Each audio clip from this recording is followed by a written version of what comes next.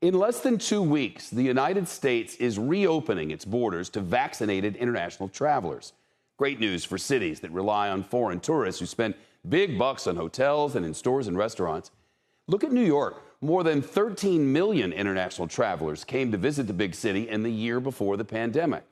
But last year, about 2 million, an 80% decrease. With restrictions easing, the push is on to get those foreign travelers back in here to the Big Apple. Here's CNBC's Seema Modi.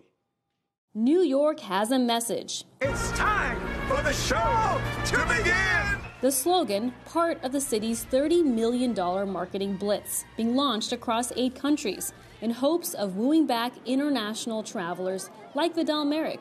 I've been waiting impatiently to go back to the U.S. for 2 years. Vidal works in London, his brother Barry in New York. Like many, the 2 siblings had been separated by travel restrictions and now plan to reunite in New York once the ban lifts. Thanksgiving is around the corner, so just figuring out the exact date, but definitely in November. The Big Apple needs others to follow. A record 13.5 million international travelers visited the city in 2019, accounting for nearly half of the $47 billion spent by tourists that year. Without them, the city's once vibrant tourism industry has been unable to recover. International visitors stay longer and spend more money. It takes the spending power of 4 domestic visitors to equal the spending power of 1 international traveler.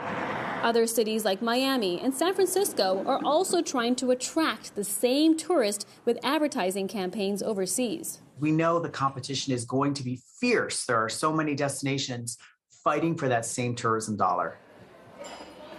Hospitality executives, including Jonathan Tisch, the owner of this hotel, the Lowe's Regency here in New York, among many other properties, played an instrumental role in driving discussions with the White House to get restrictions lifted.